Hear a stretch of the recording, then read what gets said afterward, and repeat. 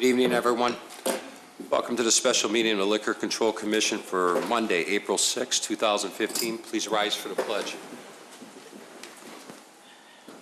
I pledge allegiance to the flag of the United States of America and to the republic for which it stands, one nation, under God, indivisible, with liberty and justice for all. Please remain standing. It saddens me today, and this has become too frequent lately with our community. I'd like to honor in a moment of silence Police and Fire Commission Chairman Lou Kolsak, who passed away this morning.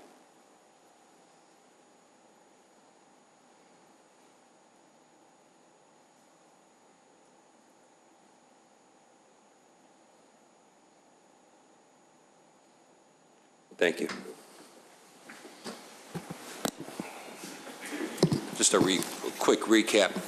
Chairman Kolsak passed away early this morning, and just want everybody to know that Lou was appointed Board of Police and Fire Commission back in August of 1998 by then President Klatsky, and has since been our chairman since July of 2000.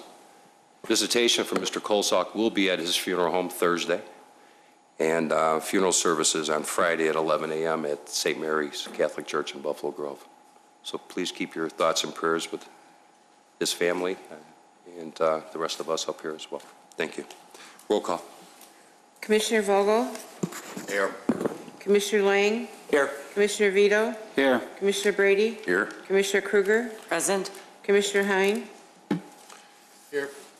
Chairperson Argyris? Here. Thank you. Entertain a motion to approve the special meeting minutes of January 12, 2015. So moved. Second.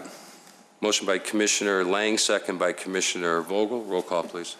Commissioner Vogel? Yes. Commissioner Lang? Yes. Commissioner Vito? Yes. Commissioner Brady? Yes. Commissioner Kruger? Yes. Commissioner Hein?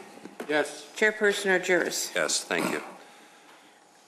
New business 5A, Madam Clerk. Hearing in the matter of Almost Tacos Incorporated, DBA Takura Alamo, 58 North Wolf Road, Wheeling, Illinois, 60090, docket number 15-01. Thank you. Mr. Handler.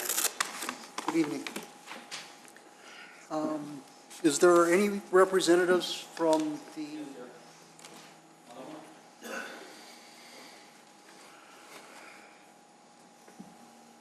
For the record, Stephen Handler, prosecutor for the Village of Wheeling.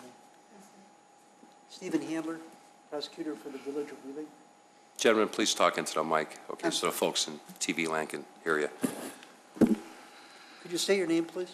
My name is Joaquin Phoenix. I'm the new general manager for El Alamo Mexican Grill. Have you had an opportunity to read the petition that was filed here? Yes, I have. And are you at this point ready to admit or deny the truth of the information in the petition? Yes, I have. And is the petition that was filed before this commission true and accurate? Yes, was. And you're pleading guilty to the offenses set forth therein? Well, I am the new general manager for this restaurant, and whatever happened at this restaurant at this particular date, I was not there. I'm just being the new manager appointed there for the last 7.5 weeks. I have taken every precaution. I have done everything, and I have taken everything in matters to make sure that none of these things happen ever again. Every person that I have under my serving, I have submitted them to the BASID, to the liquor, so they are, aware of what's going on. The person who happened to be receiving the particular ticket at that date, it's no longer working at this company, so in a way, I'm representative saying I'm playing not guilty because I was not there. This was not under my command, but I do have copies of all the employees that I have that they have completed all the liquor, all the requirements for to make sure that we check IDs and requirements for all that. Well, since there's a plea of not guilty at this point, I would ask leave to prove the case. Yeah, I just want to be sure you understand what you're saying here. The question is, do you admit or deny that the allegations are true? It sounds like, based on the actions you've taken, that you do acknowledge there was a violation of the law, and Mr. Handler's asking you Yeah. if you would plead guilty on behalf of the restaurant. Correct. Let me rephrase that. Sure. I do plead guilty under of the actions that happened on that particular day. I should have That's rephrased that. clarifying. We I should understand. rephrase it, yeah. Everything you said was important information. Yes, so- I should rephrase that, that none of this happened under my command. And I have taken every precaution since I've been at this restaurant to change everything and to make sure that none of this is going to ever happen again. Mr. Handler, I have a question. Sure. Based on the evidence that he's brought before us regarding the employees there currently, are they just recently become Bassett trained? Have they been working there a long time and now they're getting Bassett trained? The person involved on this particularly, with the ticket, it was actually, I believe it was Bassett training, and I put it, when I took over, when I heard about this thing, what I did is I put it on a suspension. I was going to resubmit it to the training again, because this hasn't happened to any of the employees that I have currently right now. So after, I was going to submit it through, to another Bassett retraining. She found another job, so she's no longer employed with the restaurant. Would you like to introduce these so that the commission? can look at Absolutely. them? Please. And these are current employees? Yes. Thank you.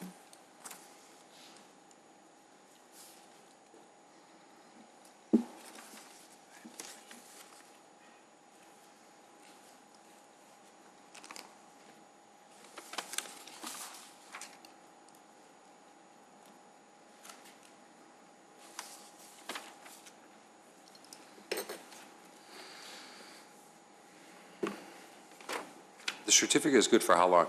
Is it a 3-year certificate, 4-year certificate? It says expires 11/2016. Yes, the only one there that I question is the one that was issued in 2009 that doesn't bear an expiration date, so I don't know if it's been renewed or not. I also like to add that I also have another member that, I just submitted it last Friday for the classes, which was held, and then she took care of that, but she hasn't received the certificate yet. But as soon as it gets the certificate, most likely, I'll She's been bring it working there back. how long? What's that? How long has she been working there? How long? No, it expired, so It she had to- expired, so she Yeah, renewed so it. she had to Gotcha. renew it, so she renewed it, but I didn't have that one to bring it to her. Okay. Okay? Commissioner Hang? Thank you. Have you taken Bassett training yourself? No, I am currently in the process of doing that to myself too. I will be taking the Bassett. How long have you been a manager there? About 7 weeks, 7 weeks? yes. What's the legal age that you can serve liquor? I'm sorry? What is the legal age for serving liquor? 21. Thank you. And no further questions. Anybody else? Okay. Anything else? Now, we have now a plea. There's no reason to put any testimony in at this point. If the commission would like, I have copies of the identification cards that were used. I'm reluctant to submit them into evidence unless required, however, because they do have dates of birth and other pieces of information. The long and short of it is, though, that in this particular case, the IDs were in fact looked at and the people served anyway, which is becoming kind of a common theme. For members of the commission that may not be aware of it, Illinois issues licenses in 2 basic formats. If you're over 21 when the license is issued, it is horizontally oriented. If you're under 21 when it's issued, it's vertically oriented. And these are what? I'm sorry? And these licenses are what? Oh, they're vertical. Okay. And in addition, on the license, it shows the day you're going to turn 21. That's actually highlighted. And, I'm sorry. And so the issue that I have with it is, even if you don't read the license, just the sheer orientation should be a pretty good tip-off that the people are in fact not legally of age or have recently turned legally of age and just haven't gotten their new license, but it certainly warrants close inspection. Okay. Okay, anything else? Yeah, one question.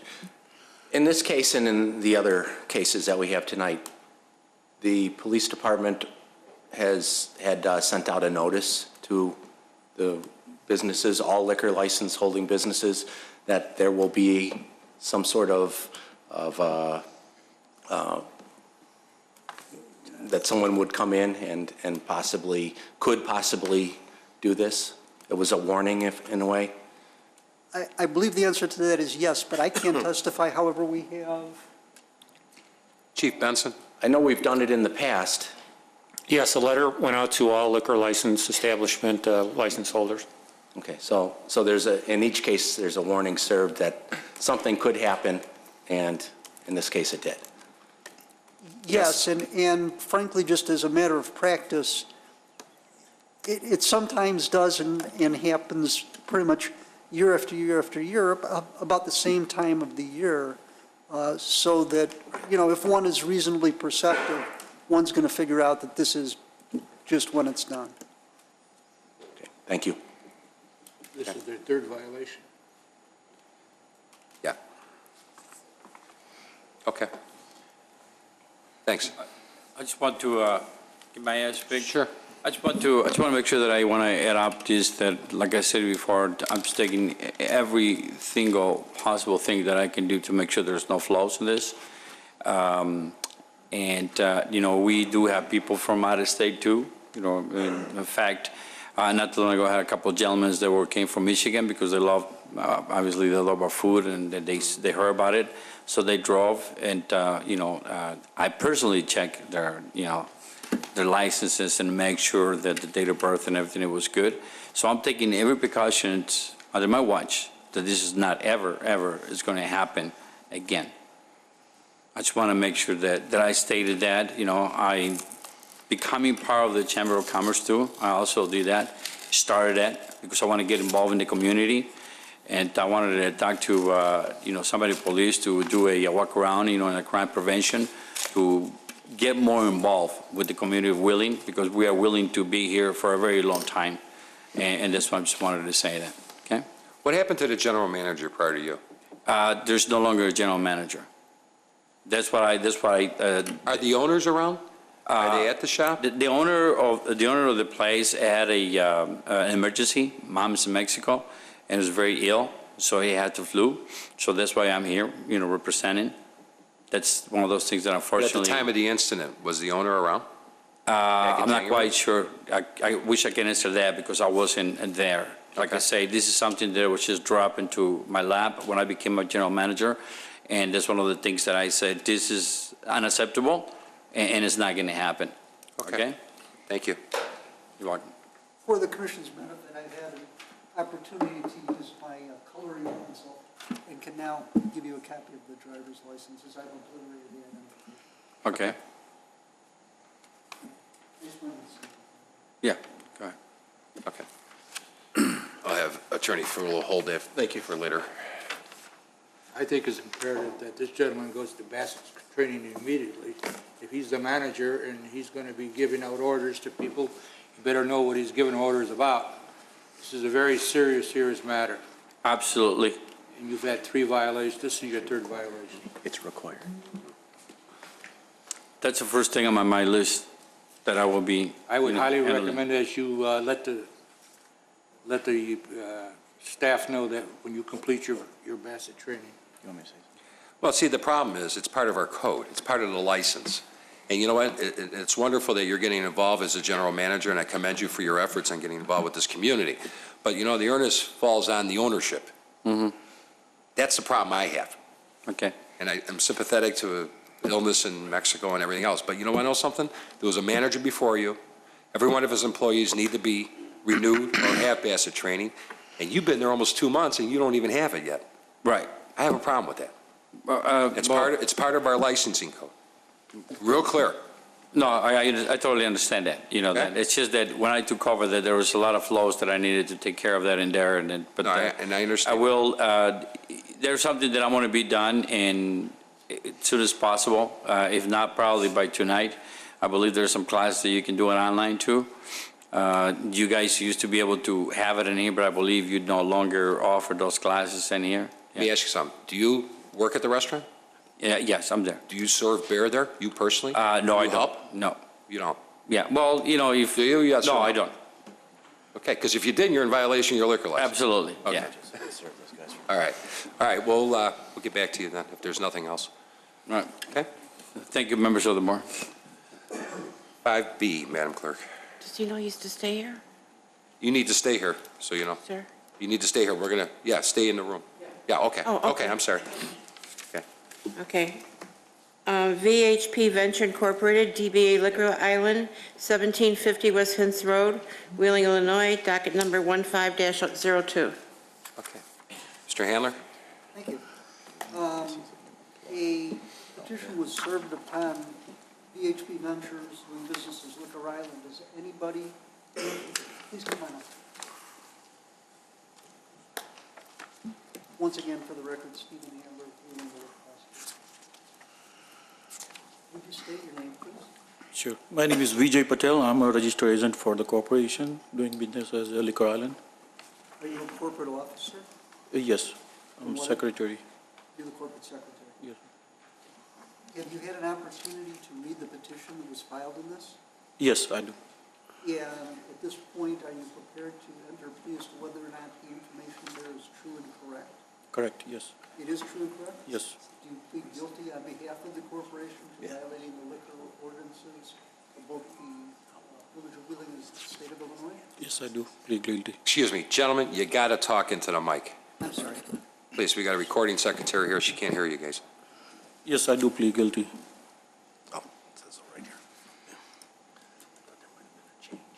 At this point, I have nothing additional to add. Okay. Any questions from the commission? Okay, we'll get back to you, Mr. Patel. Thank you. Addition, I have to say something about it. We do, actually myself, including I did BSET classes 2 times. Okay, Since the corporation was opened since 1996, we do collect fake IDs, underage ID. On this incident, I have a new employee. He was actually not BSET trained, he was just like his first week.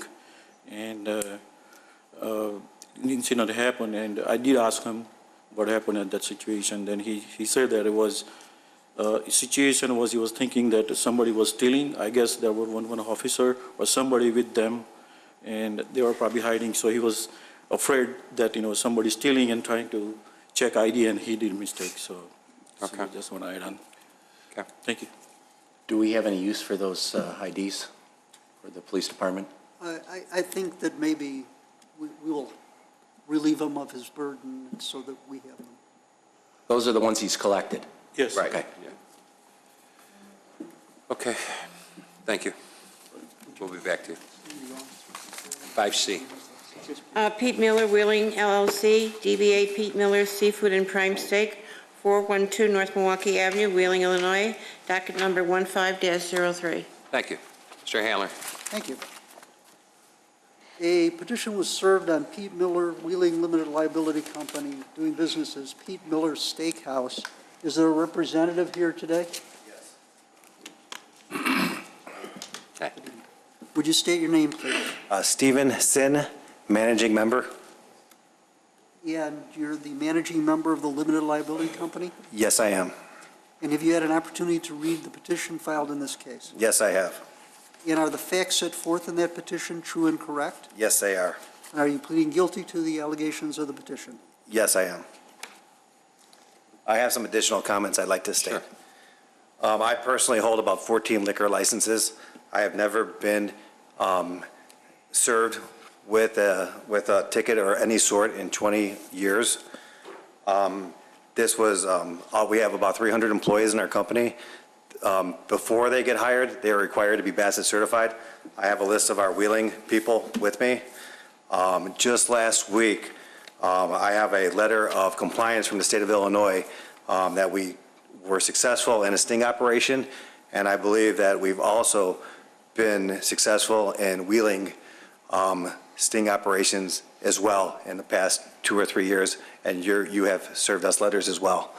I believe this was just an operational mistake, and as stated before, the bartender actually did card the people, and for some reason it didn't register how old they were, and they made a mistake. Would you like to give that to the commission to take a look at? Sure. Thank you. This would be respondents. Okay, thanks. Mr. Frillo? Thank you. Any questions from the commission? Okay. Thanks, Mr. Sim. Give us a few minutes. Thanks. Last but not least, CWK Wheeling LLC, DBA Wingstop, 280 East Dundee Road, Wheeling, Illinois, docket number 15-04. thank you. Mr. Handler? Thank you. A petition was served on CWK Wheeling Limited Liability Corporation doing business as Wingstop. Is there a representative here today?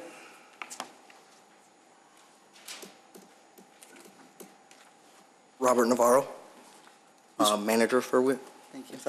And Mr. Navarro, are you a corporate officer of the company? Yes, And what is your position? I'm the multi-unit manager for them. Multi-unit manager for them. And have you had an opportunity to read the petition filed in this case? Yes, And are the allegations set forth in the petition true and correct? yes, And are you pleading guilty on behalf of the limited liability company? yes, I am. Is there anything you would like to say to the commission? I wanted to say that that employee is no longer with us. We have 3 managers on staff now. They're all Bassett certified. At the time of the incident, there was no, the manager has stepped out to run to the store, so he was not in the building, so. Are all your servers certified? We don't have servers, we're just cashiers, so there's literally only like 2 people in the Okay, store all are the all time. your cashiers Bassett certified? Just the ones that are over 21. Are they the only ones that are serving Yes, over the counter? yes. I'd like to congratulate you. Wingstop set a record. It only took you guys 21 days since we gave you a license to come in here and have a violation. Congratulations. Anything else from the commission? Commissioner Vogel? Are we not having a Bassett training here in May? It was in our project report a month ago, that there was going to be one on May 19th. Then there is, yes. I'm sorry, I'm not exactly familiar, but yes, I believe it. I mean, I know it's a ways off, but for anybody that's got new employees coming in, that'll be convenient. It's right here in the boardroom on May 19th, which I believe is a Tuesday. Is that the chamber count? They sponsor that? Yeah, I believe the chamber is Chamber handling it, does yes. Yeah, but it's But it is free. happening here. Great. Okay. Anything else from anybody? Commissioner Brady? I've been in Wingstops once or twice, and your cashiers are your servers, right? Correct. If you have somebody under 21 and somebody wants to buy a beer, how do you work that? Then we always have someone over 21, either one of our back-of-the-house employees or the manager on duty. That person stays behind the counter, never comes around to the side dining room, though. So how, if somebody comes up there and orders 2 or 3 beers, you don't know who he's serving it to, the person that's getting it. Well, we don't, like I said, we don't have servers, so they have to go to the front, to the register. So our managers are always in the back of the house, or if someone's ordered beer and they're not 21, they have to go and get the person that is 21, that has Bassett certification. Yeah, I'm talking about the customers, though. You place an order, and then you go sit down, and they call you when your order's ready. One person can go up there and get the order. Yes.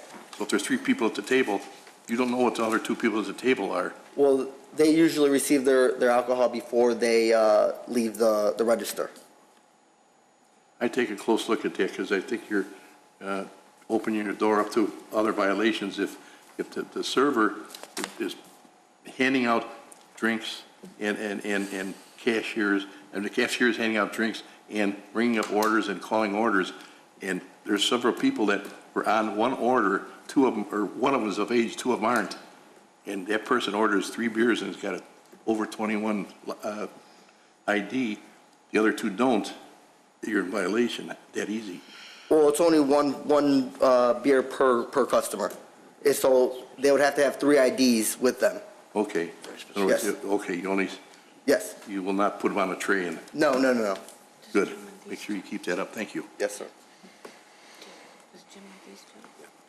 Okay, anything else? Okay. Entertain a motion to recess into executive session for the purpose of deliberation. So move. Of Second. evidence, let me finish, and present on liquor petitions. Motion by Commissioner Hines, second by Commissioner Kruger. All in favor? Aye. Roll vote? Aye. Do a roll call. Trustee Vogel? Yes. Trustee Lang? Yes. Trustee Vito? I'm Yes. sorry, Commissioner Brady? Yes? Commissioner Kruger? Yes. Commissioner Hein? Yes. Chairperson Argyros? Yes. Going to executive session, we'll be back.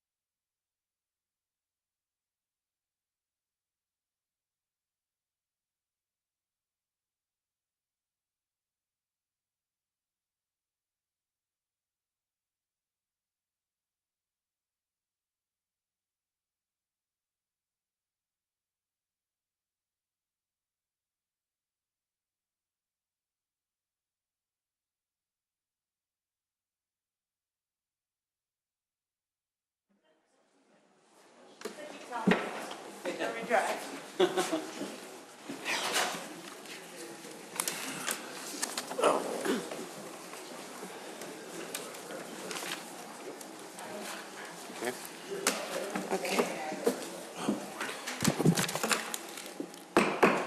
Entertain a motion to reconvene into open session. So moved. Motion by Commissioner Kruger, second by I'll second. Commissioner Lang. Roll call. Commissioner Vogel, Yes. Commissioner Lang, Yes. Commissioner Vito, Yes. Commissioner Brady, Yes. Commissioner Kruger. Yes. Commissioner Hein. Yes? Chairperson Argyros. Yes, thank you. Regarding Alamos Tacos, want to step forward again, please? The gentleman here? Sir? Yes, please come forward. I say Aldo. No, Alamos. Commissioner Argyros? Yes, sir. Got kind of lost in the shuffle. I just wanted to do this. It's another blessing. Okay. Jim, I'll give you that. I'll refer to the village attorney regarding the penalties and fines. And sir, can you state and spell your name for the record, please? Joaquin Phoenix de la Torre. And you want me to spell it for you? Please. Joaquin is the first name, middle name Phoenix, last name de la Torre, DeLatorre. In docket number 15-01, Alamos Tacos, Inc., doing business as Taqueria Alamo, the commission has reached the following conclusion related to the current violation. There will be a $1,500 fine assessed. You will also be required to pay administrative costs for this evening, which will include your portion of the cost for the court reporter. Mr. De La Torre, you will have to submit evidence of your personal BASSET training to the village clerk by April 20th, 2015. And finally, liquor sales will be suspended at your restaurant on Sunday, April 26th of 2015 for the entire business day. Do you have any questions? No, sir. This will be put into, well, can we get a motion, Mr. President? Yeah, entertain a motion. So moved. Second.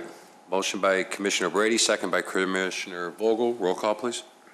Commissioner Vogel, Yes. Commissioner Lang, Yes. Commissioner Vito, Yes. Commissioner Brady, Yes. Commissioner Kruger. Yes. Commissioner Hein. Yes? Chairperson Argyros. Yes. The penalties will be put into a written order, which will be delivered to your establishment this week. Okay. Okay? And just to be sure that suspension of the liquor will be just for one day, One day, Sunday, April 26th. April 22nd, no alcohol will be served. 26. 26th. April 26th. 26th. Okay, Yes, for the day. for the day. Well, the whole business day. It's the morning, Correct. all of your opening hours that day. All right? Okay. Okay. All right, thank you. Thank you. Item B, we have the liquor license. The folks here from liquor license, please step forward. Mr. Ferrillo? Is this a Liquor Island? Liquor Island, I'm sorry. The penalty that will be administered is a $500 fine plus administrative costs. And additionally, you will be required to submit an updated list of all of your BASSET certified employees to the village clerk by April 15th. Okay. Any questions? No. We get a motion to approve Entertain a that? motion? So moved. Motion by Commissioner Hines, second by Commissioner Lang. Roll call. Commissioner Vogel, Yes. Commissioner Lang, Yes. Commissioner Vito, Yes. Commissioner Brady, Yes. Commissioner Kruger. Yes. Commissioner Hein. Yes? Chairperson Argyros. Yes, thank you. And again, a written order will be served on your establishment this week. Okay, thank you.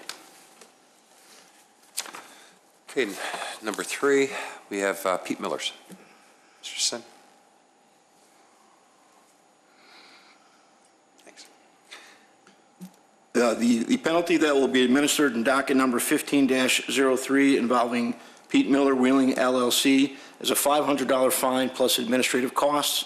Again, a written order will be served on the establishment this week. Can we get a motion to approve that? Entertain a motion. So moved. Motion by Commissioner Kruger, second by Commissioner Lang. Roll call. Commissioner Vogel, Yes. Commissioner Lang, Yes. Commissioner Vito, Yes. Commissioner Brady, Yes. Commissioner Kruger. Yes. Commissioner Hein. Yes? Chairperson Argyros. Yes. Okay, Steve, thanks. Thanks. The fourth one, we have CWK Wheeling LLC doing business as Wingstop. Mr. Ferrillo? Thank you.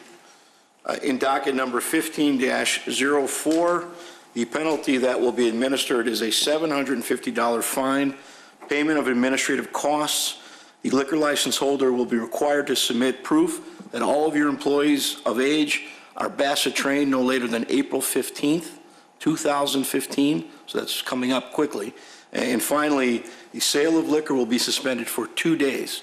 The days are going to be April 25th and 26th, and during those 2-day periods, it will be incumbent upon you to make sure that liquor is not accessible by the public in any way, shape, or form through a cooler, or obviously it cannot be sold during those 2 business days. Can we have a motion, Mr. President?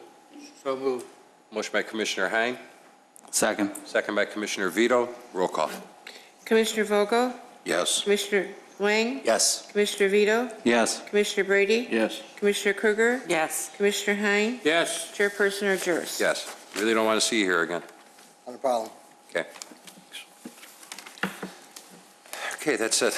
Entertain a motion to adjourn. So moved. Motion by Commissioner Lang, Second? second by Commissioner Brady. Roll call, please. Commissioner Vogel? Yes. Commissioner Lang? Yes. Commissioner Vito? Yes. Commissioner Brady? Yes. Commissioner Kruger? Yes. Commissioner Hein? Yes. Chairperson Argyros? Yes.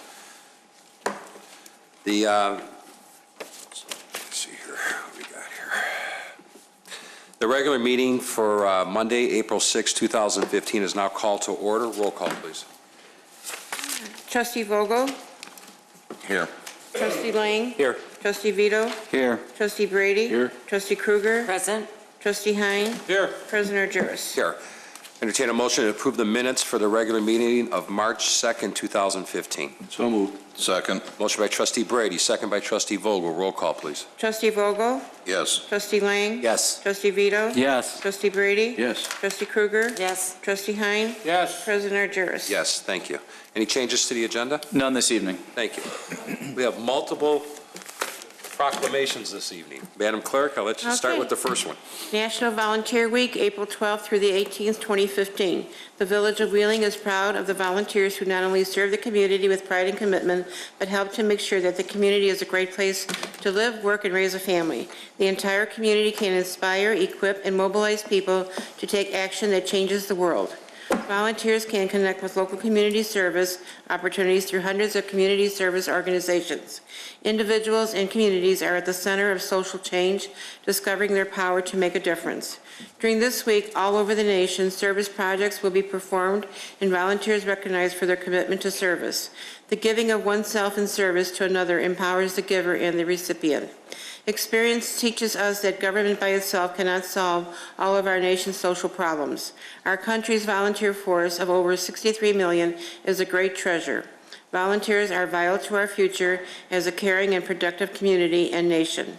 Dean Argyros, President of the Village of Wheeling, does hereby proclaim April 12th through the 18th, 2015 as National Volunteer Week in the Village of Wheeling and urges residents to volunteer in their respective communities, since by volunteering and recognizing those who serve, we can come together to make a difference. Thank you.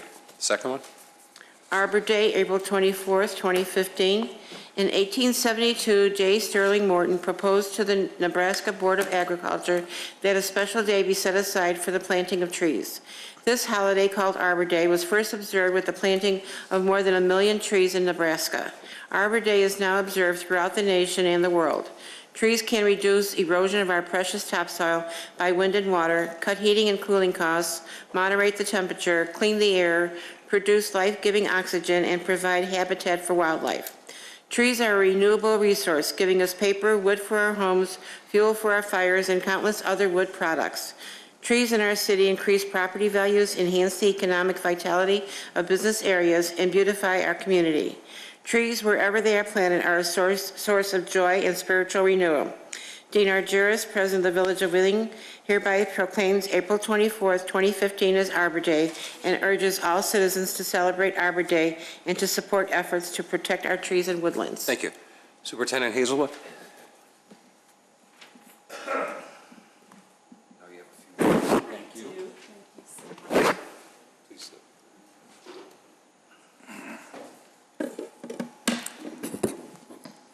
Thank you, President Argyris, Clerk Simpson, and Board of Trustees.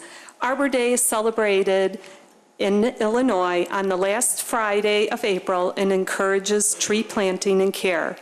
This year's Arbor Day will take place on Friday, April 24th at Mark Twain Elementary School, 515 East Merle Lane. The celebration will include informing students about the history of Arbor Day and the planting of a red point maple in the schoolyard. Arbor Day represents an opportunity for all residents to support the Village of Wheeling's commitment to being a Tree City USA community by planting a tree. Thank you. Thank you, Lori. What time? 10 o'clock, you said, right? 10 o'clock a.m. Thanks. Thanks. I'll make sure the board gets all the specifics. Next one. Breathe Deep North Shore Day, April 26, 2015. Lung cancer is the leading cause of cancer death in both men and women, claiming approximately 160,000 lives each year, more than the next three deadliest cancers combined.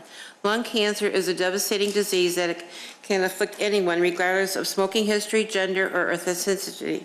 Lung cancer has only a 17% 5-year survival rate, and funding for lung cancer research lags far behind that of other less fatal diseases.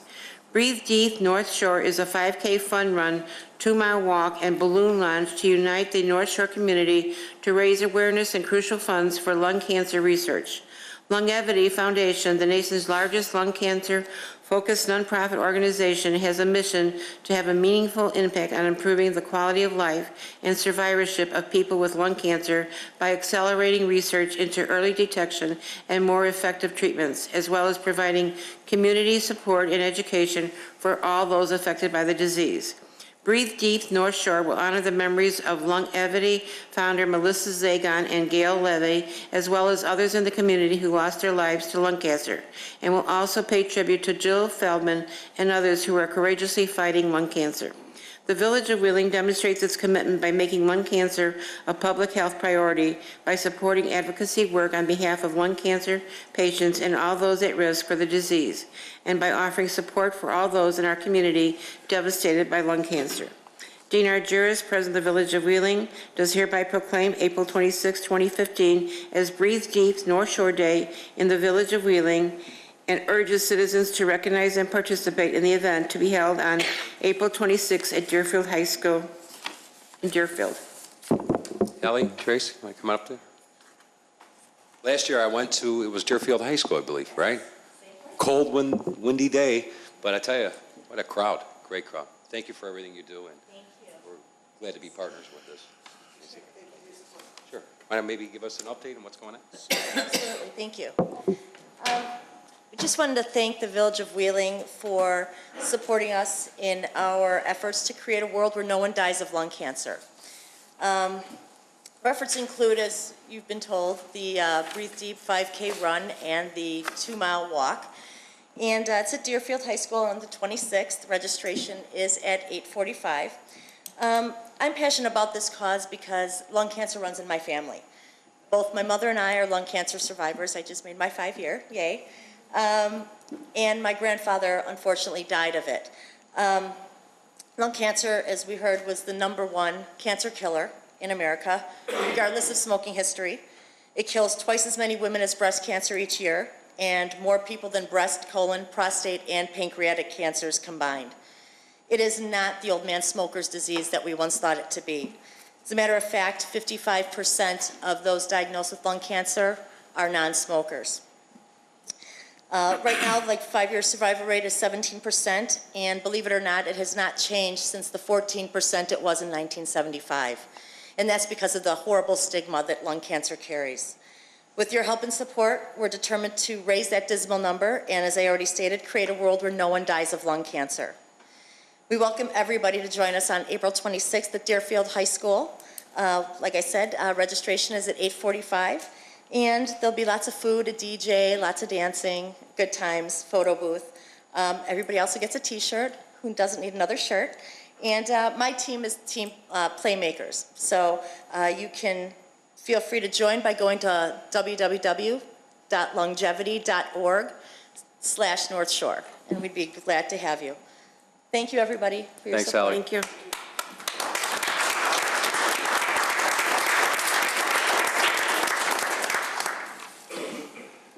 really is a great event for you runners and walkers. Okay, next one. National Crime Victims' Rights Week, April 19th through April 25th, 2015. Americans are the victims of more than 26 million crimes each year, and crime can touch the lives of anyone regardless of age, national origin, race, creed, religion, gender, sexual orientation, immigration, or economic status. Many victims face challenges in finding appropriate services, including victims with disabilities, young victims of color, deaf and hard of hearing victims, LGBTQ victims, tribal victims, elder victims, victims with mental illness, immigrant victims, teen victims, victims with limited English proficiency, and others. The entire community has a role to play. Involving survivors helps victim service providers and criminal justice professionals understand the cultural values and expectations of under and unserved victims who seek assistance and justice. Engaging victims' communities and learning from leaders about their unique needs helps service providers foster a supportive and culturally relevant atmosphere in which victims seek help and healing. Incorporating communities, existing experts, and trusted sources of support into efforts to fully serve survivors will develop a criminal justice system response that is truly accessible and appropriate for all victims of crime. Victims know best how to direct and manage their own lives, and true recovery from crime will incorporate a victim's cultural, religious, economic, social, and personal interests. With the full weight of their community and victim service providers behind them, survivors will feel empowered to face their grief, loss, fear, anger, and shame without fear of judgment, and will feel understood and worthy of support.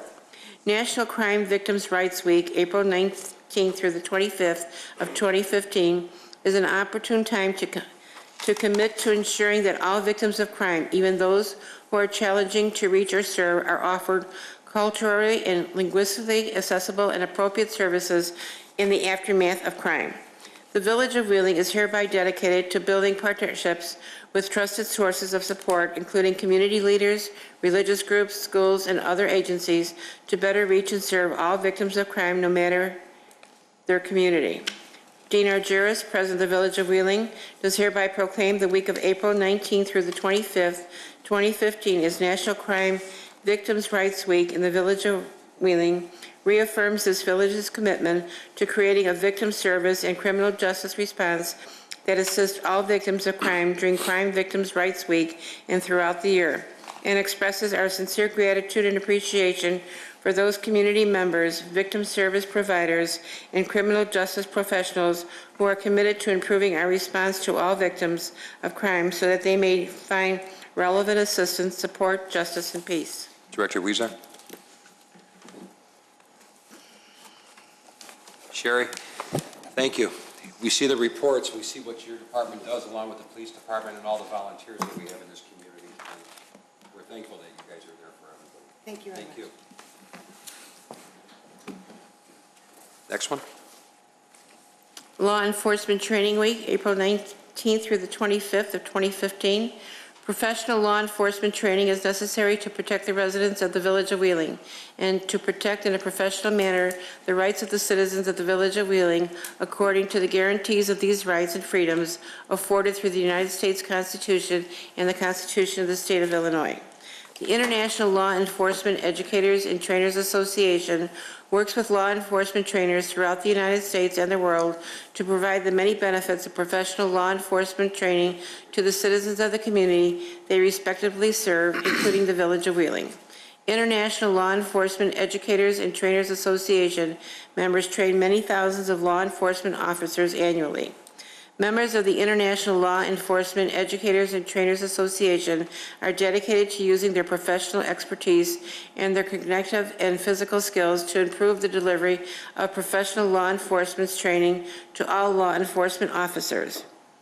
International Law Enforcement Educators and Trainers Association members understand that their professional commitment to impact wisdom and courage through knowledge and skill to the law enforcement community and guarantee safer communities and safeguard the rights of the citizens to live free from fear. The International Law Enforcement Educators and Trainers Association provides unique opportunities for professional law enforcement trainers to develop new and improved skills through hands-on learning experience, including educational workshops, project work, presentation experiences, courses, and conferences. The training that International Law Enforcement Educators and Trainers Association members receive through its annual conference held in the Village of Wheeling is a valuable aid law enforcement professionals in furtherance of their commitment to maintaining freedom, fairness, and public peace. Dean Argyris, President of the Village of Wheeling, hereby proclaims April 19th through the 25th of 2015 as Law Enforcement Training Week in the Village of Wheeling and urges all professional law enforcement trainers to continually develop new skills, attain new information, and hone their skills to best serve their communities. Thank you. Chief Benson, this is special. This Alita Group, they have their conference every year, and we've lost them the last couple of years, is it? Last year, was it? And with the hard work of Chief Benson and a few others, I'm sure. I'm going to give you a little pat on the back. They're coming back to Wheeling. This is huge. These are law enforcement professionals. They come from all over the world. And we've had them here at Village Hall, and it's such a great honor to have these guys here and using our Westin Hotel and our village here as their home again. And I'm looking forward to seeing them. So again, thanks, Chief.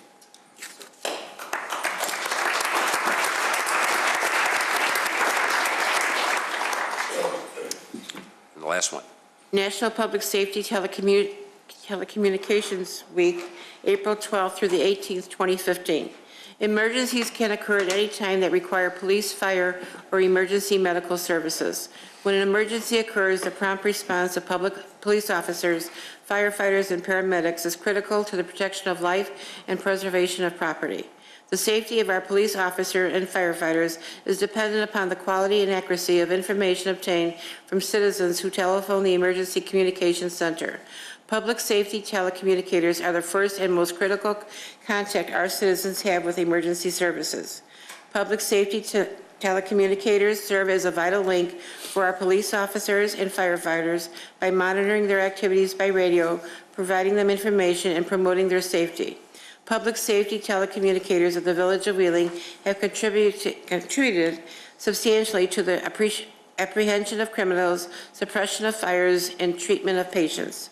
The dispatchers of the Village of Wheeling have exhibited compassion, understanding, and professionalism during their performance of their duties during the past year. Dean Argyris, President of the Village of Wheeling, do hereby proclaim April 12th through the 19th, 2015 as National Public Safety Telecommunications Week in Wheeling in honor of the men and women whose diligence and professionalism help to keep our city and citizens safe. Thank you. Mr. Supervisors over there. This one's special because this is the first proclamation we've had now that we have displays as part of our police dispatch. It was something that we all had something to do with. Jeff, I know you've been doing a great job with that, and I've heard nothing but compliments from the mayor from Des Plaines, and he's happy that he's not getting complaints. So when he's happy, I'm happy, everybody's happy. But this is special, and we did something that a lot of people didn't think we were able to do. And we had a little vision years back to say, hey, let's make a room big enough where we can utilize it for the future and possibly, you know, doing something with another community. And you guys have done great work with that. And keep up the good job. And like I said, this one's special. Thanks. Thanks, guys.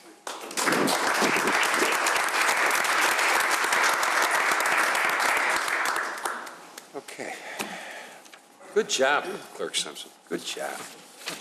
That was a lot. Yeah, you did a lot there. That was really awesome. Citizens' Ready? concerns, sure. Members of the general public may address the board with concerns or comments regarding relevant issues. The person submitting a petition, concern, or other comment shall be allotted 5 minutes to present their points and should state their name and address into the record. Mr. Stylen.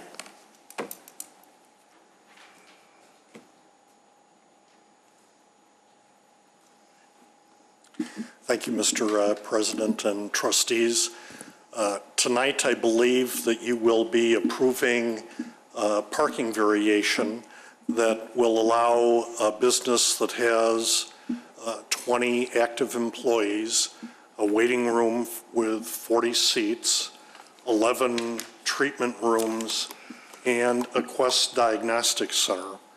And you will be granting a variation to allow them only to need 15 parking spots. 17. 15. Okay. That's 17. The redesignated ordinance, I believe, was reduced to allow a couple extra handicap parking spots. So anyway, I just think that 15 parking spots for a business that has 20 active employees is not necessarily correct, and question why we have parking regulations at all. So, thank you. Ms. Papantos?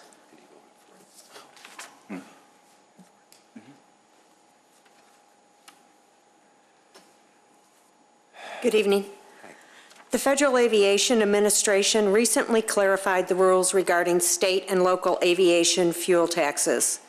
State and local taxes on jet fuel can only be spent on airports or aviation-related purposes.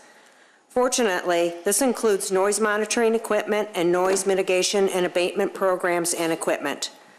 Recently, a Wheeling resident presented this board information regarding obtaining noise monitoring equipment that could be permanently mounted on Holmes Middle School in Wheeling with the permission of School District 21. Data could be collected and analyzed by Wheeling High School as part of their STEM program with permission of School District 214. This would be a great way for 3 taxing bodies to work together to benefit Wheeling.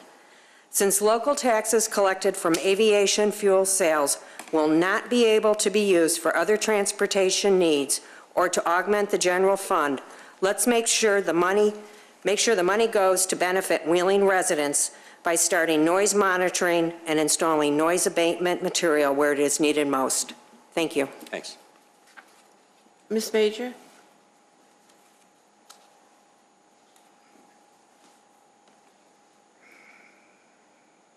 Hello. Hi. Hi.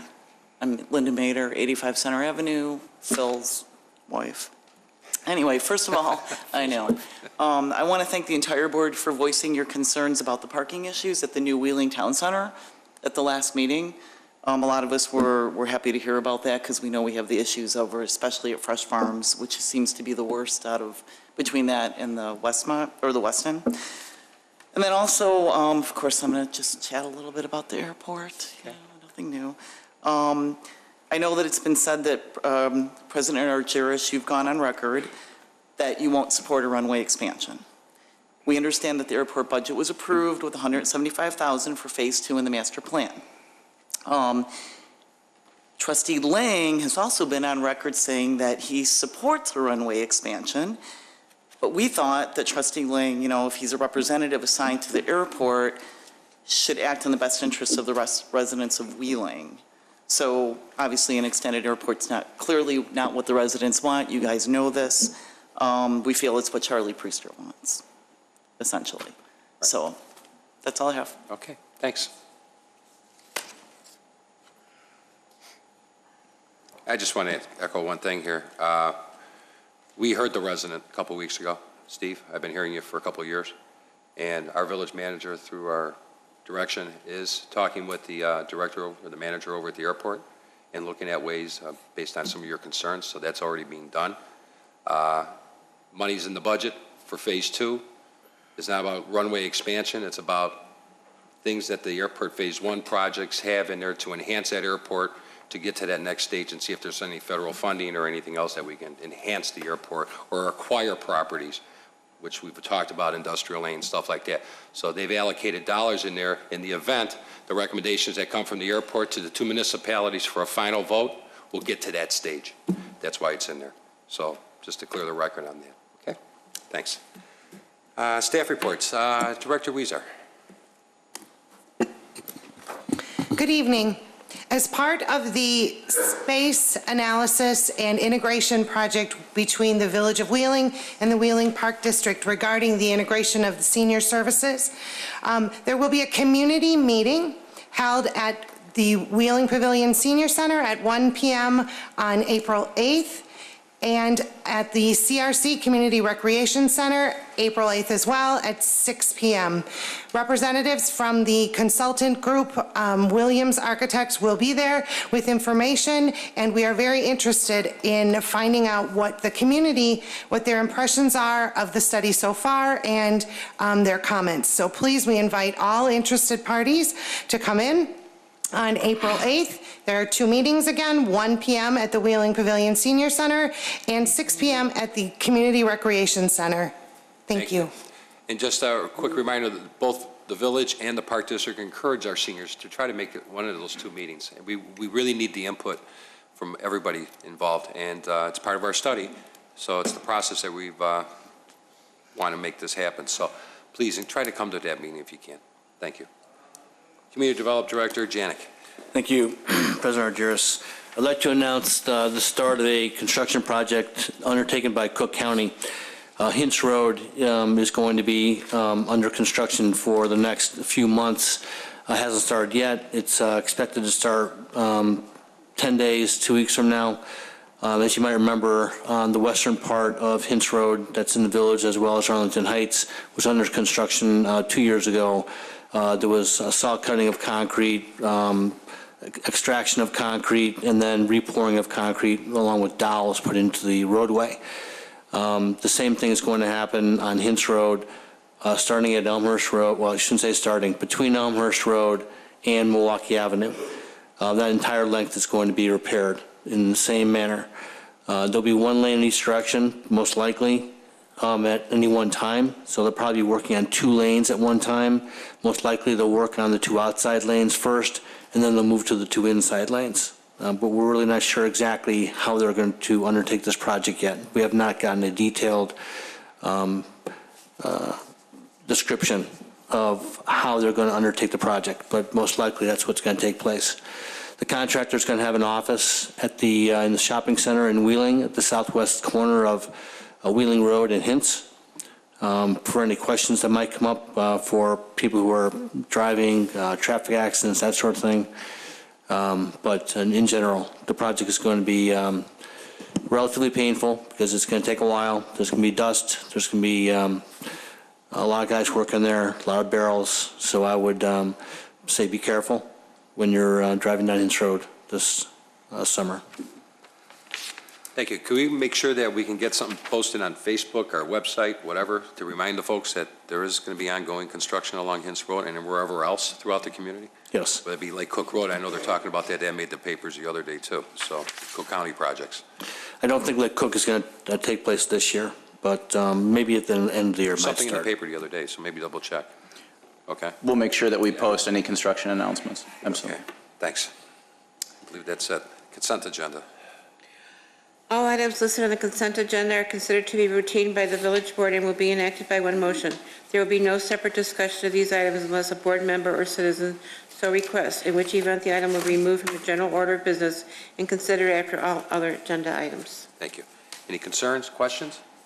So moved. Second. Motion by trustee Lang, second by trustee Vogel. Roll call. Trustee Vogel? Yes. Trustee Lang? Yes. Trustee Vito? Yes. Trustee Brady? Yes. Trustee Krueger? Yes. Trustee Hein? Yes. President Juris? Yes. Thank you. 13A?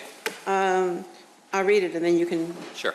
Okay, public hearing and resolution regarding a request for Cook County Class 6B real estate tax assessment classification for the properties located at 2350 Foster Avenue.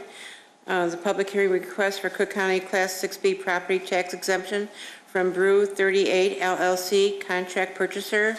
Resolution consenting to Cook County Class 6B real estate tax assessment classification for the properties located at 2350 Foster Avenue in the village of Wheeling, Illinois. Thank you. Please state your name.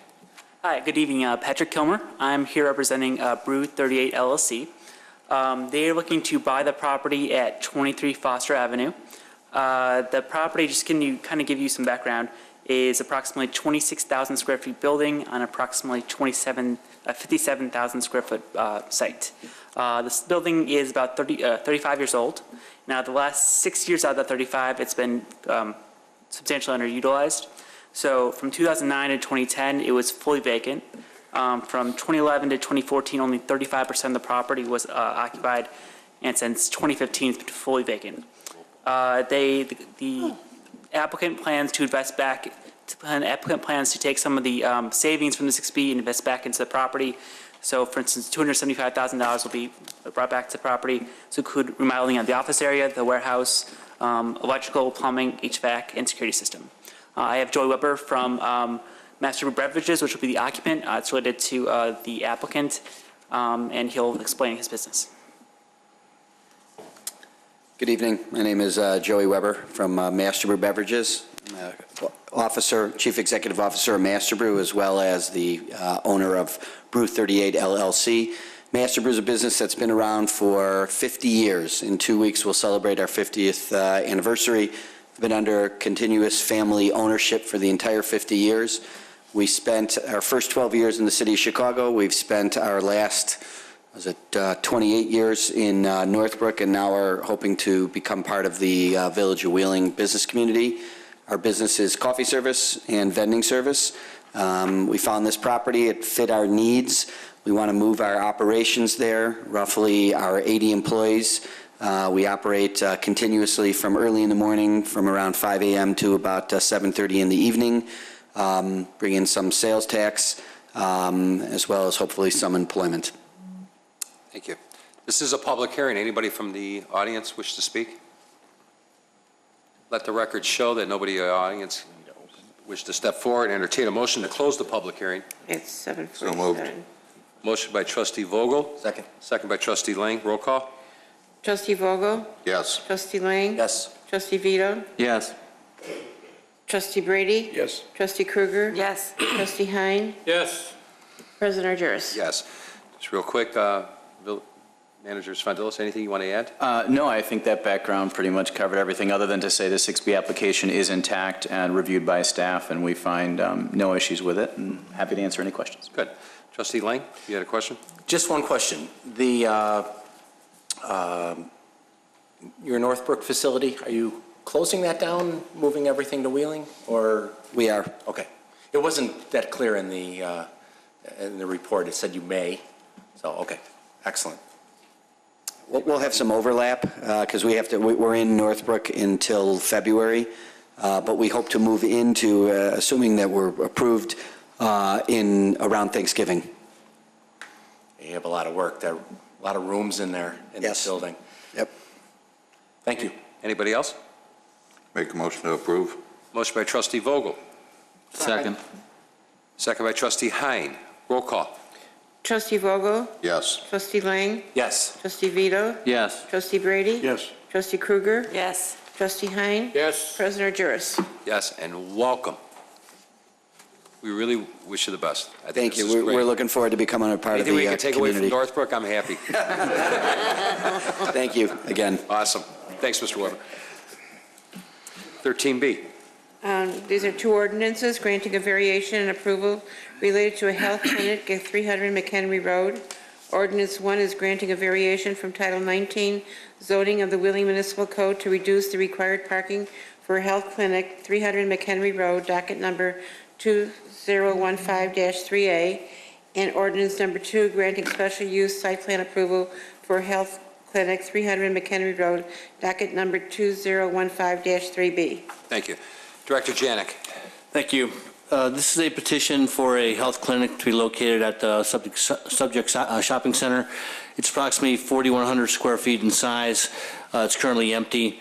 The health clinic requires a special use approval from the board. And there's also a parking variation that was referenced earlier in the evening for this use. The reason why the Plan Commission voted 4-1 in favor of this proposal. The shopping center does have a number of parking spaces. The shopping center is historically known not to be using all of their spaces. That's why the Planning Commission believed that that there was sufficient space and sufficient spaces available for this use. You want to read the conditions for the record? Yes. There's 5 conditions. Number 1, that the petitioner provide outdoor bicycle parking. Number 2, that the floor plan be revised, provided the maximum number of exam rooms and employees remain constant. Number 3, that the trash enclosure is repaired. Number 4, that the exterior of the building is power washed. And number 5, The parking lot is to be patched, seal-coated, and restriped prior to the occupancy of the clinic. The reason why there's some confusion relative to the number of parking spaces for the variation is that there's speculation that 2 additional handicap spots will be created for this use. They are not there yet. In case they are created, the variation is at 15 instead of 17. So there's a mistake on the Yeah, there is. the draft ordinance, but the variation is from 38 to 15. Now, how many handicap spots altogether? Right now, Are there there's 15? Right now, there's 2. And that's what's required for the center in that area. But since it's a clinic, there's an expectation that 2 additional handicaps will be created, which will reduce the parking by 2 more. They're not there yet right now. Petitioners here? Come on up. Trustee Brady? I'm sorry, do you have something? Yeah. Actually, Just real quick, I'm sorry. State your name for the record, please. Sure. My name's Jason Carey. I'm Bob Tanner. Bob, thanks. Go ahead. in doing some investigation with this Elgin Community Health Care, good response, good outfit. You guys do good work, and I think we're lucky to get you here in town. I do have concern about this parking variation.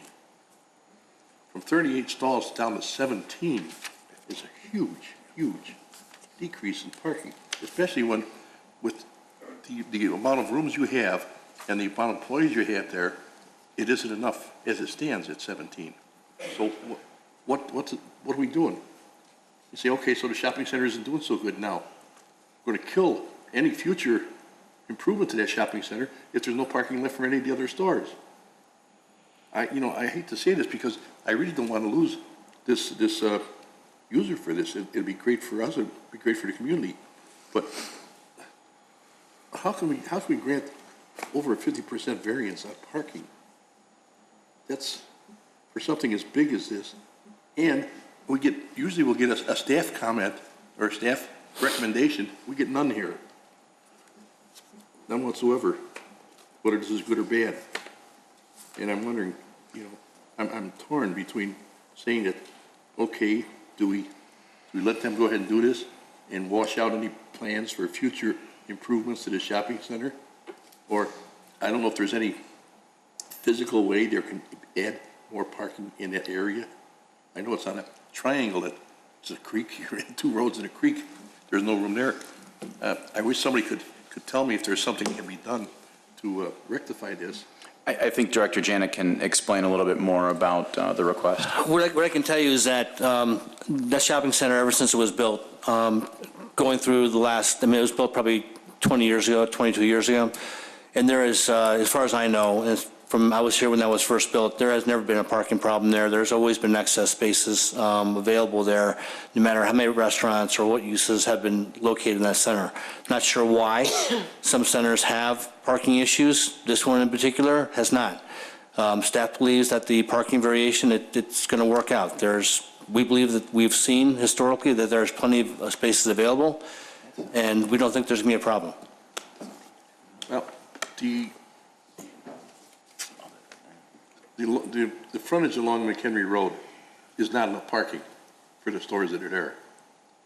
Wapagetti's and some of them other stores, you hardly ever find a spot to park. When we had a viable convenience store there, that was quite busy and hard to find a spot to park. Now that's gone. The only part of the shopping center right now is along the McHenry Road side if you had any parking whatsoever. I remember when the card store, Hallmark Card, was in their building we're there now, there was hardly enough parking for that half the time. I'm worried. I'm worried. I don't want to kill this, but I'm worried that if we do this, then we might as well tell the owner, better cut out some of them stores because you'll never be able to develop them. What's the occupancy now at that center? I believe all the spaces, with the exception of this building, are leased except for one. There is one vacant sign that is still up, and it is on that exposure area where, in our opinion, there is ample parking based on all hours that we've been there to tour the space. There's been dozens of empty parking spaces, no matter the time of day, on that end.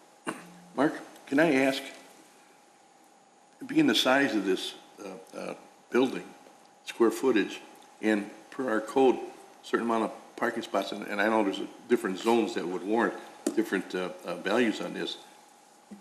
What, as this building, as a commercial use, what does this building get normally for parking spaces? Well, if it was all, it's 4,000 square feet. If it was, say, general retail, so let's say it was all the square footage was used for a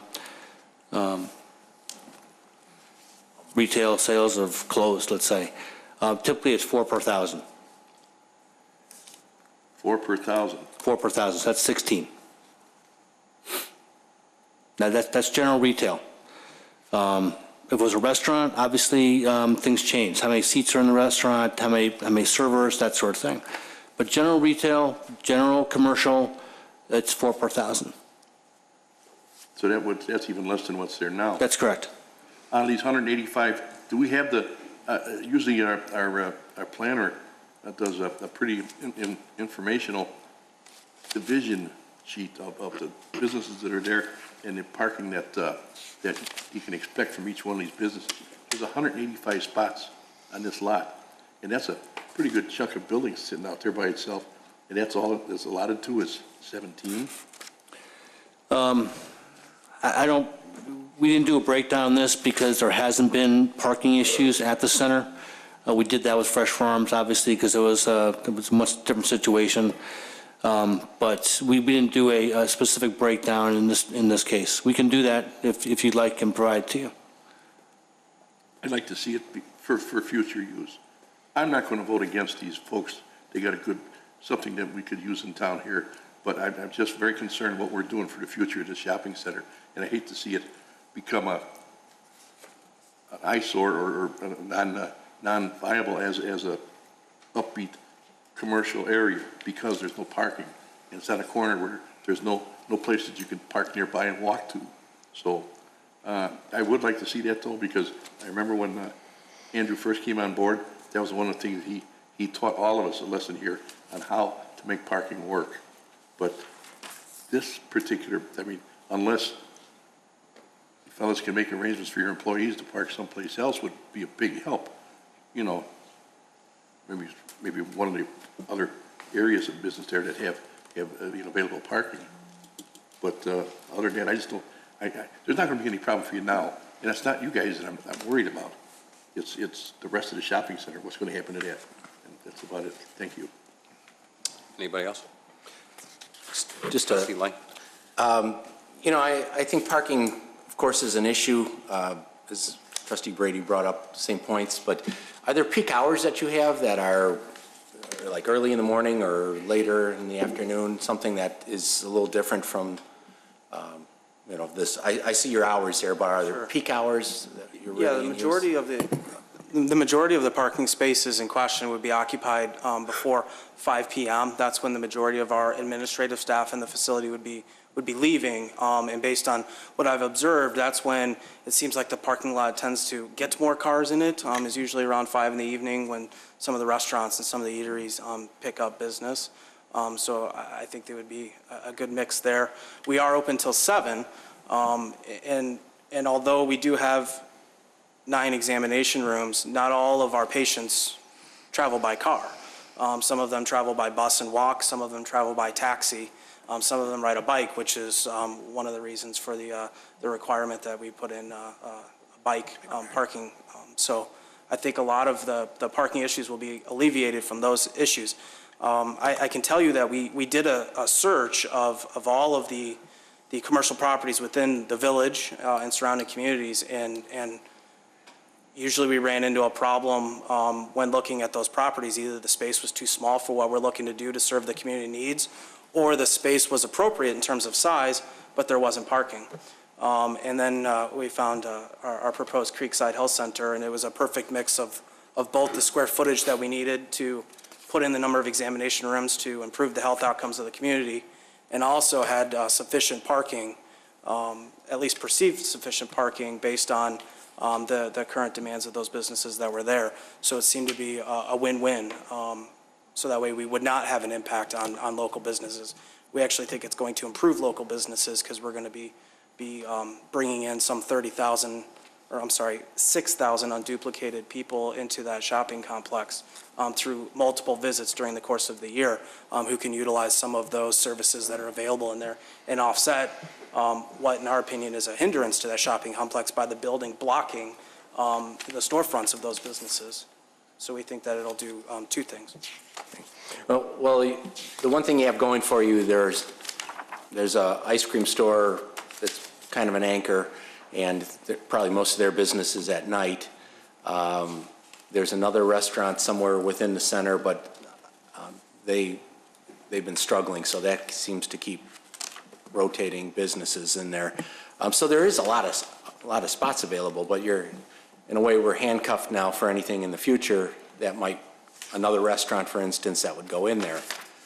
In talking to some of the business owners on the other side, they're very happy that you're going to be part of the center, or at least propose to be part of the center. So there are business owners who need parking spaces out there who still are in favor of having you guys as part of the shopping center. So that was overwhelming for me to support this.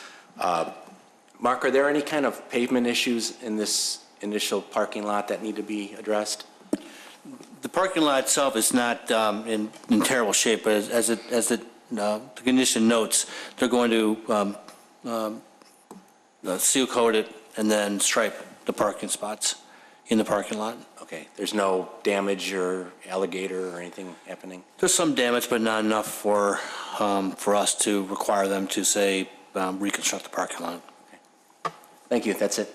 Sir, go ahead. If I may, President Ageris, my name is Bob Tanner. I'm President and CEO of Greater Elgin Family Care Center. And just to further answer your question, we too are concerned about making sure we have access for our patients, which would essentially come from this community. So it's something that we studied carefully. And to further answer your question, the facility does have 8 examination rooms, but as a guy who's in charge of hiring the practitioners, there's only going to be 3 practitioners there. And again, the building's open from 8 in the morning until 7:30 at night. There will be 1 practitioner in the building after 5:30 or 6 o'clock until 7:30.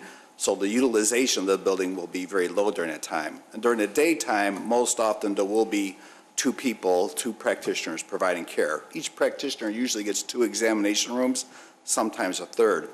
There was a comment previously about Quest being in the building, and sure enough, we hope that Quest is in the building. It provides one-stop shop access for patients, makes access to care a lot easier.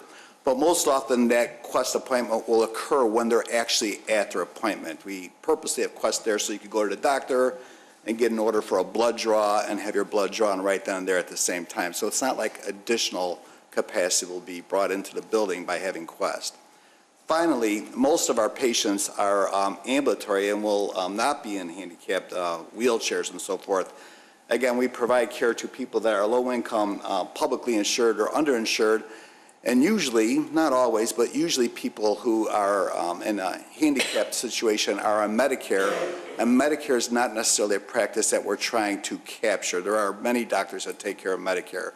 So most often our population is mobile, younger, and certainly will walk or ride a bike or carpool to the location. So for those reasons, we do feel comfortable that we selected a building that has adequate parking for our plans of utilization.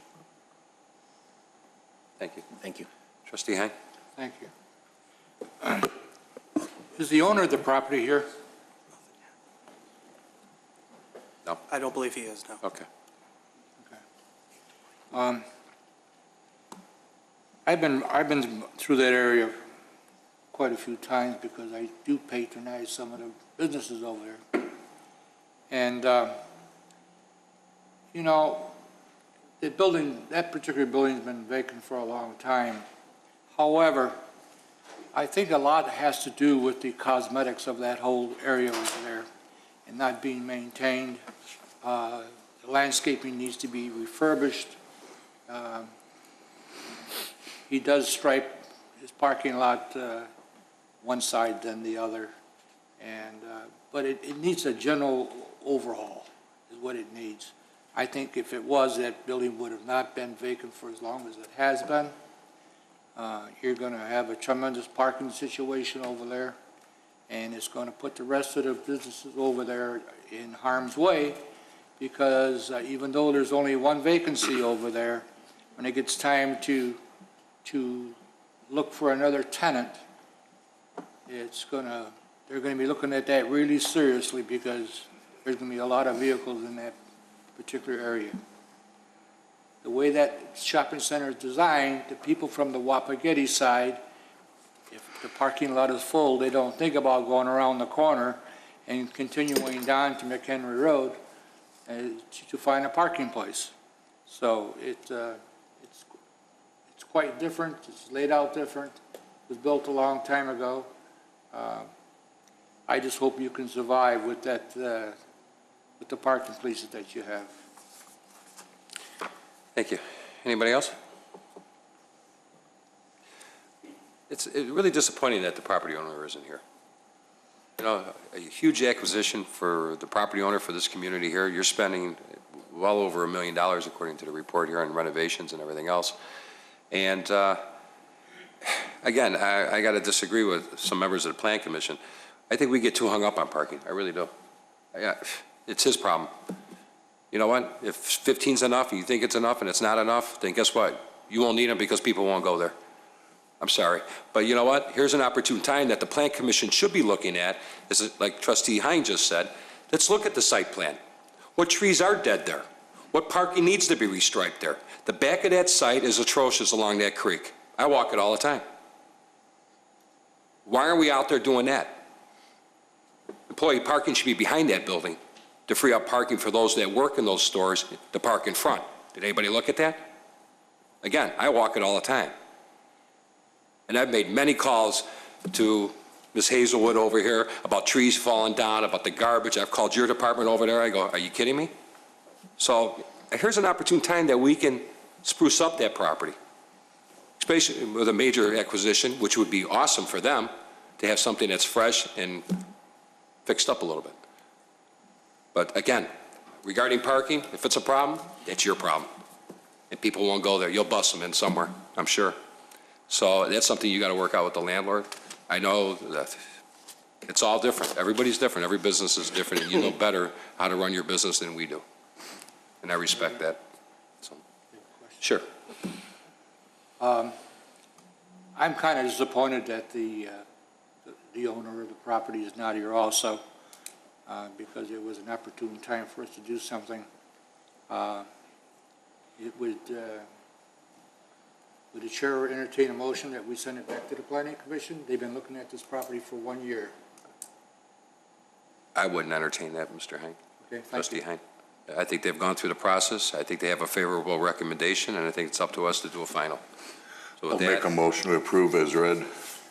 entertain a motion to approve granting the variance, ordinance number 1. Dave? Motion by Trustee Vogel, second by? Second. Second by Trustee Brady. Roll call. Trustee Vogel? Yes. Trustee Lang? Yes. Trustee Vito? Yes. Trustee Brady? Yes. Trustee Krueger? Yes. Trustee Hine? Yes. President Jarvis? Yes. Entertain a motion. You read the conditions in the minute. There were 5 of them already. Okay. Ordinance number 2, Madam Clerk. Want to read it just for the record again? Want me to read it again? Okay. Ordinance granting special use site plan approval for Health Clinic, 300 McHenry Road, docket number 2015-3B. Thank you. Entertain a motion. So moved. Motion by Trustee Vogel. Second. Second by Trustee Lang with the conditions that were previously stated. Roll call. Trustee Vogel? Yes. Trustee Lang? Yes. Trustee Vito? Yes. Trustee Brady? Yes. Trustee Krueger? Yes. Trustee Hine? Yes. President Jarvis? Yes. Gentlemen, welcome. Good luck. We just want to express our appreciation to President Argyris and the trustees. We have been working on this for a number of years. We're hopeful to bring in $650,000 annually of federal money being announced on May 1st for this opportunity. We believe you've written a strong application. Many of you wrote letters of support for that. I know, President, you did specifically. So, yes, we will take care of the property to the best of our ability. We'll leverage our newfound leverage with the property owner to get the place cleaned up, and we'll work on our property parking issues if, in fact, they do materialize. So thank you for your support. Thank you. And please communicate with Mr. Janik on that so we can I'll make sure I get his we card. understand what's going on, too. Follow up on that. Thank you. Good luck. 13C. Ordinance amending a special use ordinance number 4512, which allowed a cultural center and community center to include religious assembly at 9610-9945 Capitol Drive within Capitol Congress Center, docket number 2015-2. Thank you. Director Janik? Thank you. This is an existing cultural center, Korean Cultural Center, as it's called. And what they're requesting tonight is that some of their unused space currently can be used or could be used for religious assembly. It currently does not occur at this location, and the petitioners are requesting that that be allowed to occur at this location. There are numerous, is it 8 or 2? It's really 2. The first 6 already are part of the original special use for this property. The number 7 and 8 would be added. Okay. Thank you. Petitioners here?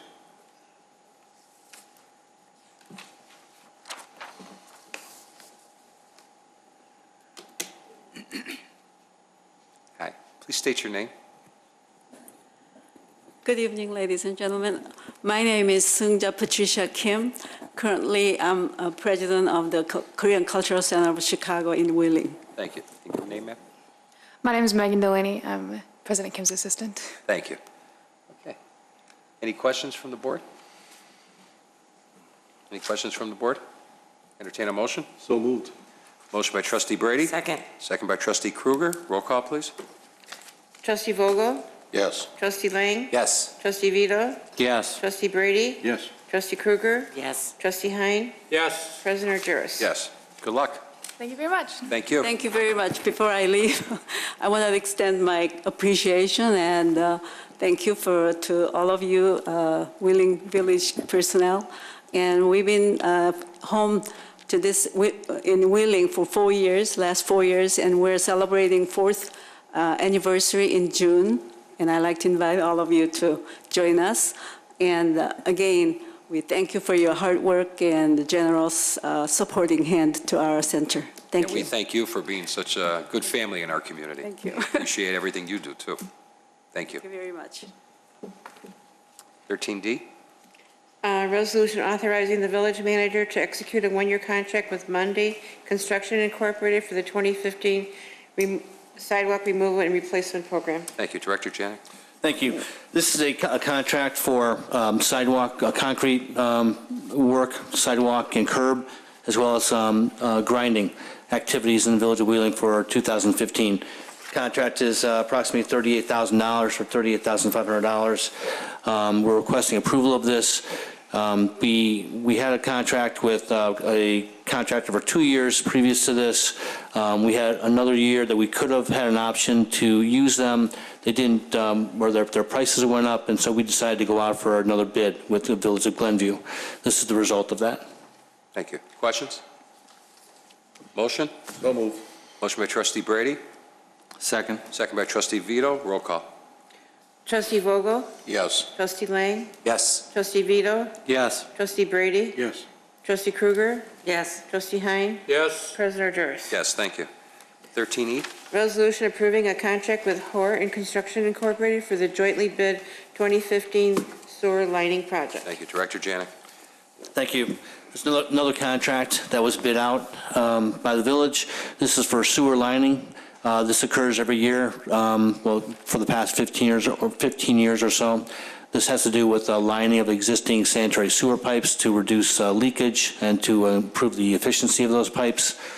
This contract is for approximately $231,635. It's with a new contractor that we have not used previously, Hare Construction, and we're requesting approval. Thank you. Questions? Entertain a motion. So moved. Motion by trustee Hein. Second. Second by trustee Lang. Roll call. Trustee Vogel? Yes. Trustee Lang? Yes. Trustee Vito? Yes. Trustee Brady? Yes. Trustee Kruger? Yes. Trustee Hein? Yes. President Juris? Yes. 13F. 13F, resolution authorizing and directing the village manager to execute a professional engineering service agreement with Baxter and Woodman Incorporated for Dundee Road and Community Boulevard intersection improvement final engineering. Thank you. Director Janik. Thank you. This is a contract with a design engineer, Baxter and Woodman. This has to do with the widening of Dundee Road and intersection improvements directly outside at the intersection of Community Boulevard and Dundee Road. Years ago, this contract was let with Baxter and Woodman. However, the signalization of the intersection and the widening did not take place for various reasons. We are now getting close, it appears, to be able to do the improvements, and we need to go back through the process at IDOT, hopefully not a very long process, but we have to go back through the process with IDOT to get this approved once again. We're hoping that 95% of the work is done. This contract is for almost $90,000. It's a lot of money. But there are numerous regulations that we have to go back through at IDOT to get this project approved.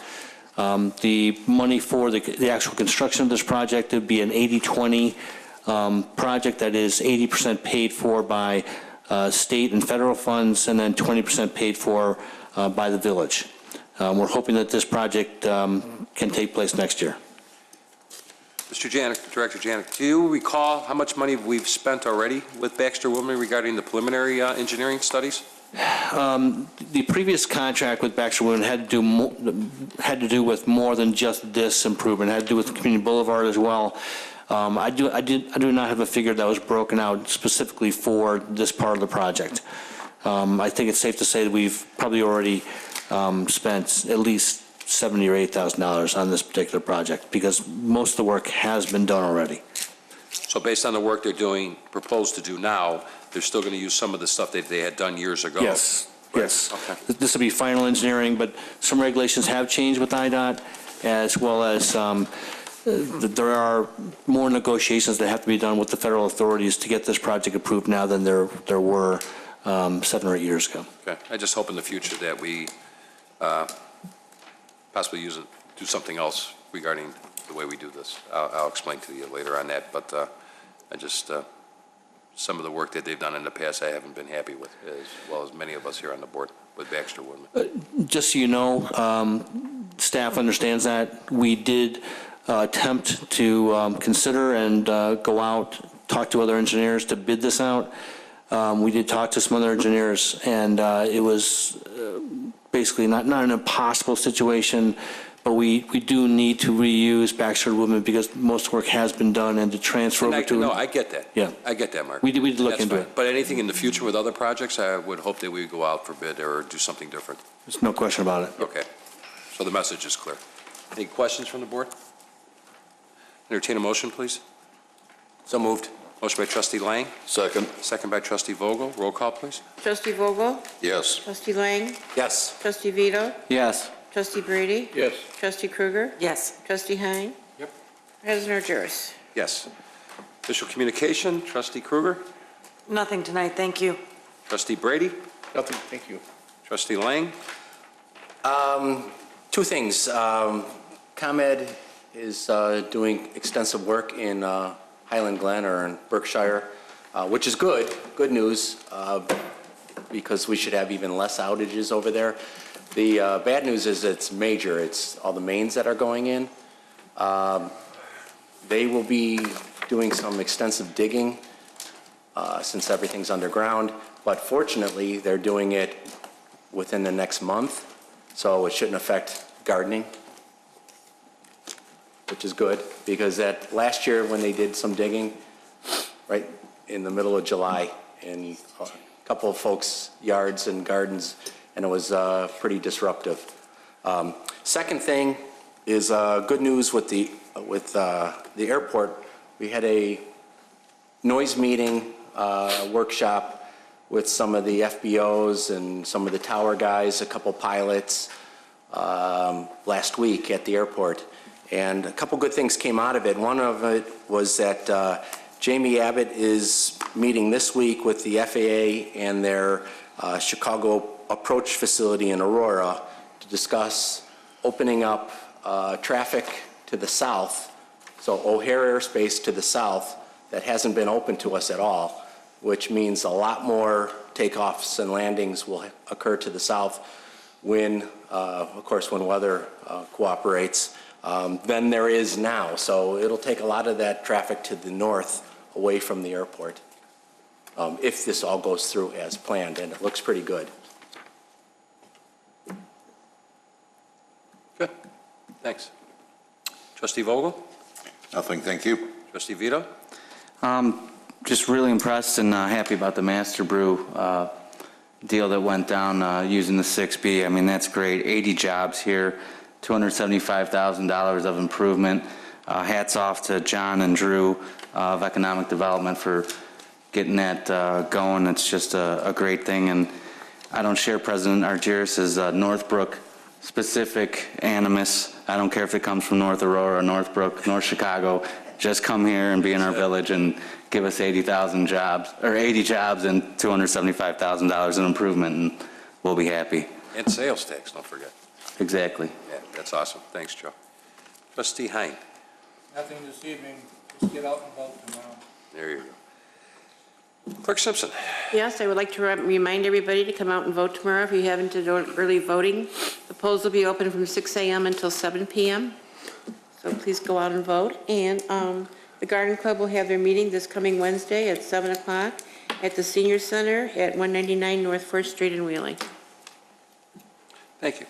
That's it. Manager Svandelis? Nothing this evening, thank you. Okay, a couple announcements. This Thursday, April 9th, 6:30 to 8, here at our Village Hall, there will be a town hall meeting with State Representative Elaine Nekritz and State Senator Julie Morrison, which they invite everybody to ask questions regarding the spring session that will be coming up, the budget, questions from the governor. So that is an open house that will be held here at Village Hall. Also a reminder, the Wheeling Food Pantry Spring Fling is having their second annual Spring Fling at Saturday, April 25th, 2015 at St. Joseph the Workwood Banquet Hall. From 6 p.m. is cocktails, cash bar, 7 o'clock is dinner. Those who are interested in helping this worthwhile cause to help supply our food pantry, they can go to www.wheelingfoodpantry.org or feel free to call 847-821-0008. That's 821-0008. Got it, okay. Anyway, so please make your reservations. The board, please let Lisa know if you plan on attending, and she can at least make the reservation for us and probably pay at the door or what have you. But this was a nice event that they did last year and plan on doing again this year. Just a couple more quickies. Spring Fling, got that. The open house, I got that. Again, just a reminder, Wednesday, right? 1 to 3 at the Senior Center, the open house for the seniors. At the Wheeling Park District, the same day, Community Rec Center from 6 to 8. We urge all the seniors to come there to give us input again. And again, tomorrow is Election Day. I wish all the candidates very good luck, each and every one of you. And get out and vote. I mean, please, you know, it's a good thing, and it's our duty. So we should go out there and vote vote for the best candidates to fill 3 upcoming seats on this board. Okay? Also about being Grand Marshal. Grand Marshal? Yeah, you were Grand Marshal last week. Yeah, I had the distinct honor, humbly honor of being appointed, being asked to be the Grand Marshal of the Pan-Hellenic Parade on Halsted Street last week. It was Greek Independence Day. I received a call 3 weeks ago. I had thought there were going to be other Grand Marshals there, but I was the Grand Marshal. I was able to walk down Halsted Street ahead of the senators, the governor, the mayors, and everything else, and it was a wonderful event, and I'm very proud. I thank Officer Panagakis, who has Greek heritage as well, who was in the parade. Trustee Kruger surprised me and showed up, and you know, with the Greek Consul General, and it was an honor. And I think the most impressive thing to have your kids there to see that, but me personally, it was having my folks there to see that. So they were proud, and again, it was an honor for me to do that, and I think we represented the village of Wheeling well as well. Everything was Wheeling. And with all those Greeks there, I was pushing, we need a Greek restaurant, so I was passing out business cards. So it was actually work. And Manager Svandelis was there with his father, which was nice, and his wife. So we had a wonderful time. A little cold, but the sun came out and it ended up being a nice day. So thank you for reminding me of that. We have no executive session this evening. We do have bills to approve for March 12th through the 25th, 2015. I entertain a motion. So moved. Motion by Trustee Vogel, Second. Second by trustee Lang. Roll call, please. Trustee Vogel? Yes. Trustee Lang? Yes. Trustee Vito? Yes. Trustee Brady? Yes. Trustee Krueger? Yes. Trustee Hein? President Argyros? Yes. Entertain a motion to adjourn. Second. Motion by trustee Hein, second by trustee Krueger. Roll call. Trustee Vogel? Yes. Trustee Lang? Yes. Trustee Vito? Yes. Trustee Brady? Yes. Trustee Krueger? Yes. Trustee Hein? President Argyros? Yes. Good night, everyone.